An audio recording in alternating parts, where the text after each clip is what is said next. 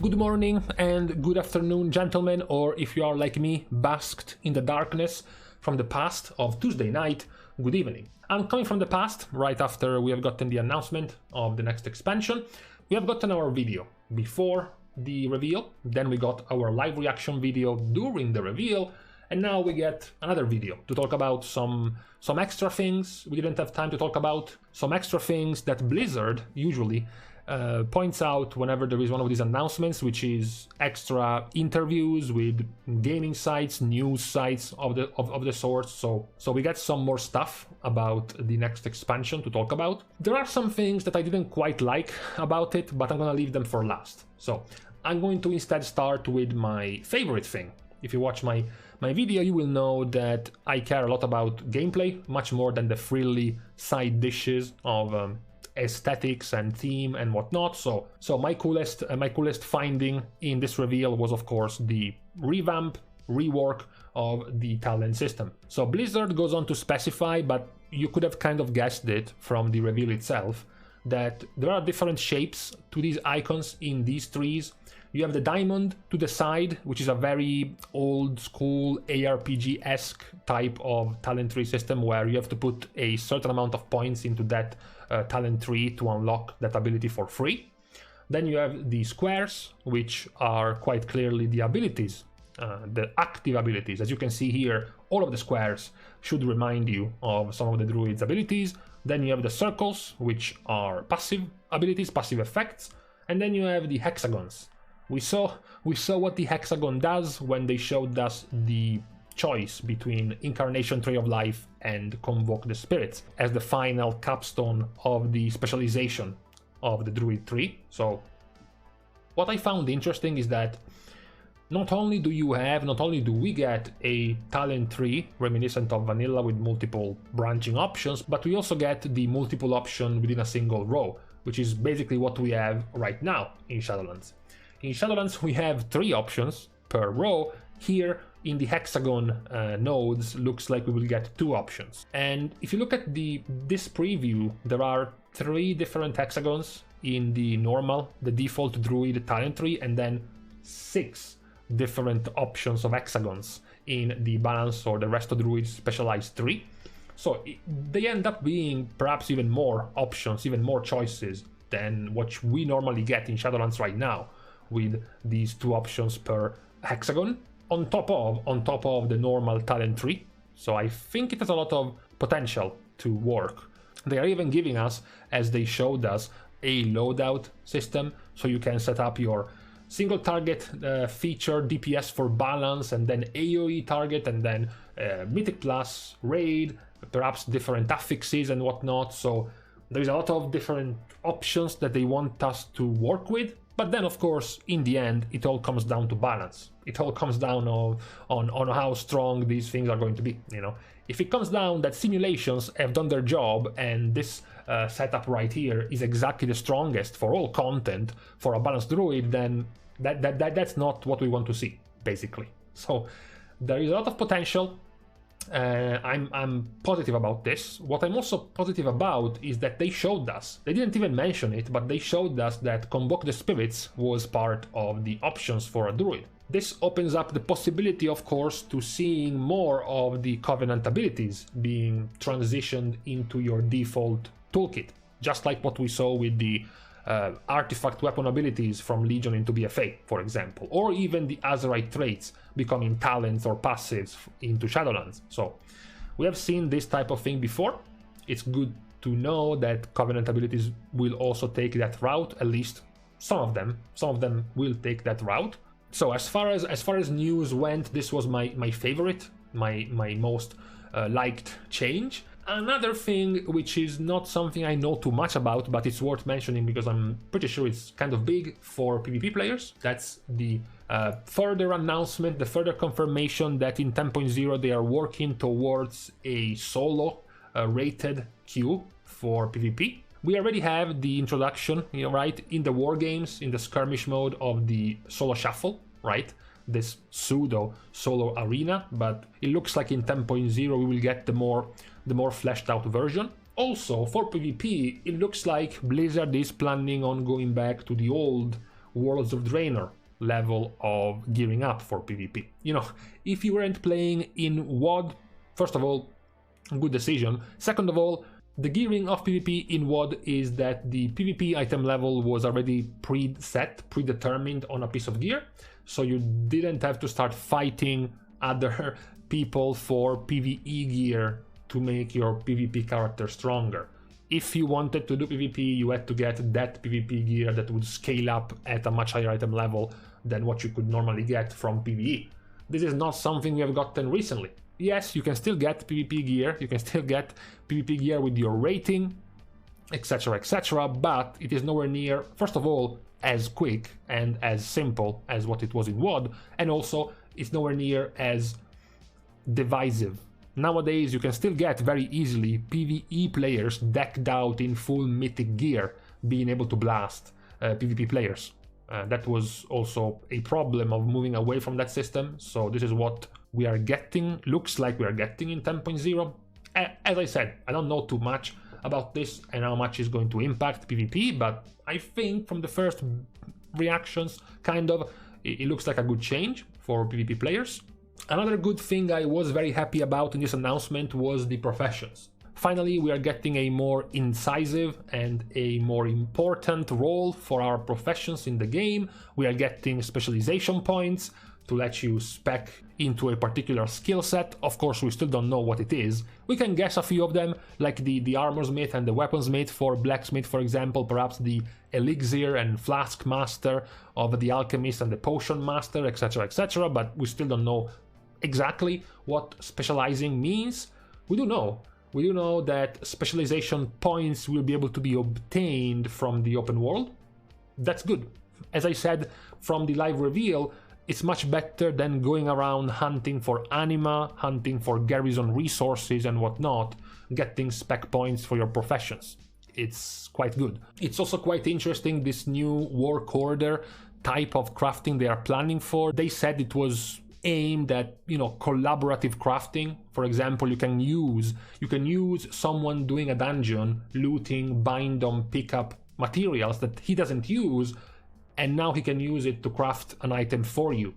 And another series of things where, for example, certain items are bind on pickup from the crafter. If you commission that item, you can use it even though you're not crafting that item yourself, even though you couldn't technically craft it for yourself. With this collaborative crafting of the work orders, it can work as well. And they also point out that in the auction house there is going to be a corner dedicated to work orders, where you can set up your work order for whatever you want to get crafted. Even just the idea of having more impactful professions for now, without seeing too much, is good enough for me.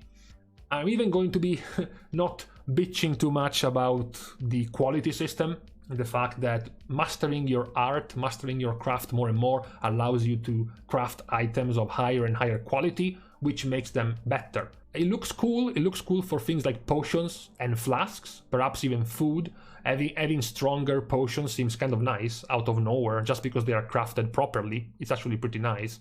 However, when it comes to gear, it starts having this reminiscent sound of Warforging and Titan Forging, which I don't like too much. So for that part of professions and crafting, I will have to see just, first of all, how much item level can the items increase and how close it's going to be to the highest item levels in the game, and two, how many of these items you will be able to equip at the same time, or if there is a limit at all to the items you can equip. Another good point to this reveal was the Great Vault. Blizzard is pointing out that they were happy with the Great Vault and they are just carrying it over in 10.0. That's nice.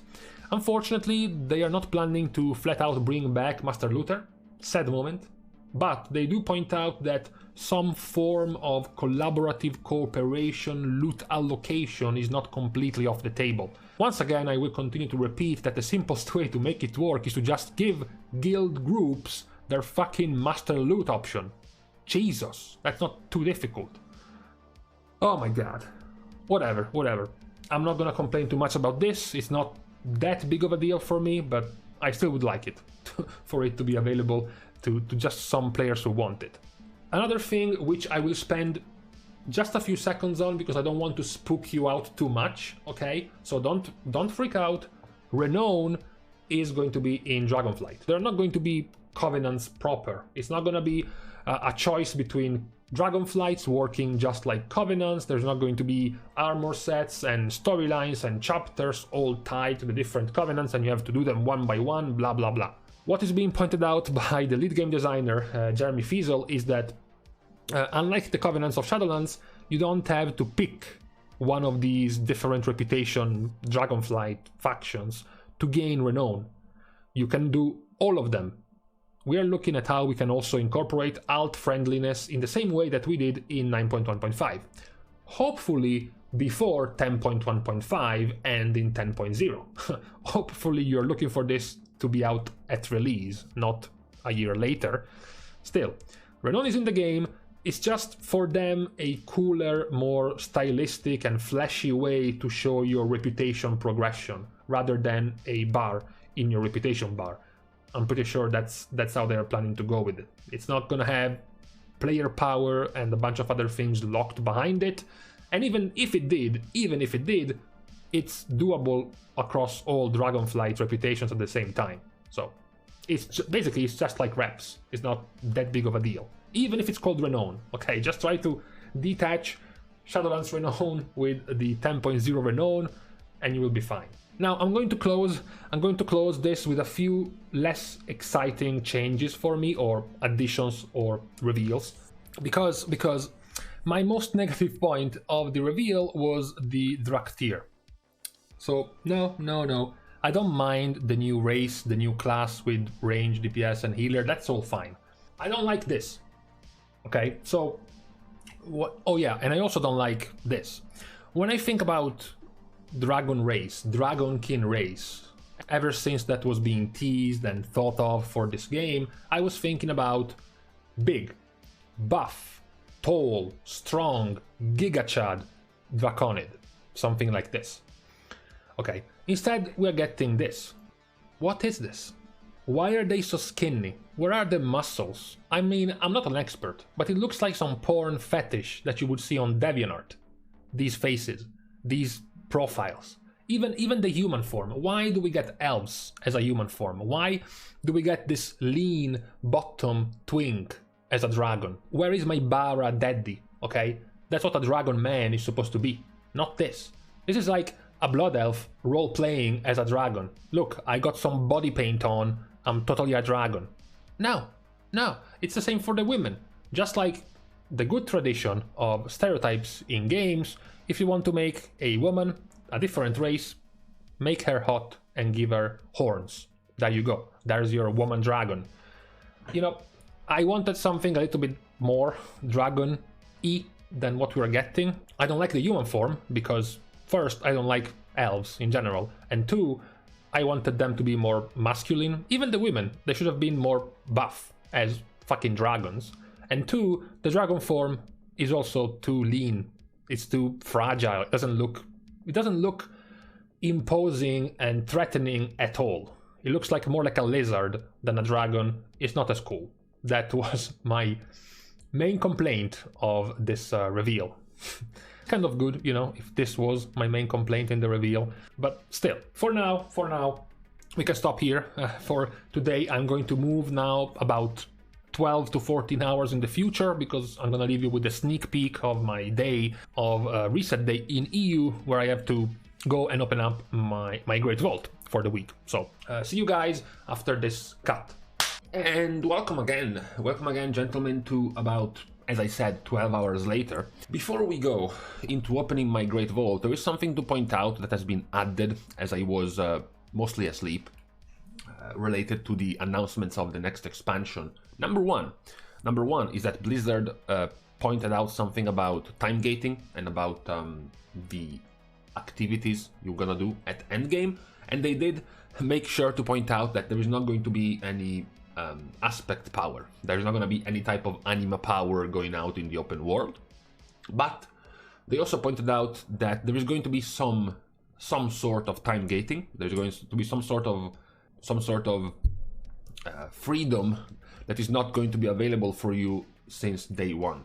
They made the example of Sepulchre of the first one's Zareth Mortis unlocking to be the ideal time gating, And more importantly, this is also ties to the flying system, the dragon riding system, that over time you will unlock more and more zones that you will be able to reach while flying. So that's kind of good, I guess, because Zereth Mortis was definitely the better of the zones we got in Shadowlands.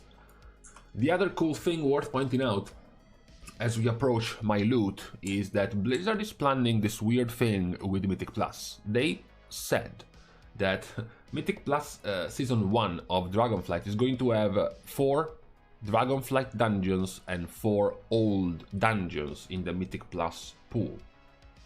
There are going to be 8 Dragonflight dungeons at launch. They will be enabled for normal difficulty, heroic difficulty, and Mythic 0 default Mythic difficulty, but only 4 of them will be enabled for Mythic Plus, and then 4 of them will be from the past. I guess this is what Blizzard has started testing with the Legion time walking, and then what we will get in Season 4 of Shadowlands, which is again older Mythic Plus dungeons being introduced. That was a test run for what they were planning in Dragonflight, obviously. I heard pros and cons about this. The cons, of course, is that you would be doing recycled content right from the start of the expansion. So you wouldn't essentially finish the new content before you start looking around for recycled one. You would have to start the recycled content right from the get-go, which is, you know, it feels kind of bad. The positive is that this way, the next season, later down the expansion, you get to deal with new content. 4 of the Dragonflight dungeons are not available at the start, so you will get to see them in like 6 months or something. Either way, I think probably with enough feedback, Blizzard is going to end up reverting this and making the dungeons available from the start. That being said, I still think it's fine. I still just like in general the idea that we are getting more recycled Mythic Plus dungeons for Dragonflight. But that being said, I have to now open my Great Vault. Situation at the moment is that I need some Mythic tier pieces and or anything decent with crit and versatility. So I'm going to once again bless the RNG. I did something this time around. I haven't killed enough heroic bosses to get this. This was my logical thinking about this. The logical thinking is that I don't need any piece from heroic, but if I kill enough bosses to get eligible, I might be offered a tier piece. So I might be wasting my RNG roll in something I don't want, because this would be too low item level. Since I have 2 mythic raiding options, I would much rather have only these 2 available and get a good roll on my RNG, like this. This is not a good roll on my RNG. I'm sure many casters would enjoy this stuff, but not me. What about the last spot for Mythic? Bam! This is the same chest I have looted, so no, not good enough. What about this one? Oh, okay, well, see what I mean? See what I mean? This thing could have been here. This could have been a heroic piece, and instead, I got myself a mythic piece. That's shit. And lastly, again, why are you here again? Go away. So I'm not complaining, okay? Don't think that I'm bitching about this. My painful problem is that these pants are coming with really bad stats. Haste and verse. I mean, the high verse is decent, but the haste and the lack of crit. I mean, look how many crit I would be losing. It hurts. It hurts. Shit. I'm not trying to be too edgy, guys. I'm not gonna skip on a mythic tier piece, obviously. Cool. Let's go. What key did I get? Where's the key? Hello? Huh? Ah! 24 Necrotic Quake, Fortified Raging Explosive. Wow, that is a good week. Okay, with this done, we can now stop. Thank you guys for watching the video. I am not really planning on getting my creation catalyst craft for now, so I will have to wait in a bit. That being said, thank you guys for watching. See you guys tomorrow. I think it's finally time to push out the melee DPS video that I have been postponing for quite a while now. So thank you for supporting the channel. You can comment, like, and of course subscribe to this channel to support me. And also you can find me on Twitter. Yesterday I had my record of tweets. It was a glorious moment. And you can also support me on Patreon. You will get access to my Discord channel as well, and a few other things and sneak peeks on the video I plan to release. So thank you again. See you guys soon. And in the meantime, finally, after like 6 resets, I get offered my Mythic tier piece in my vault. Jesus.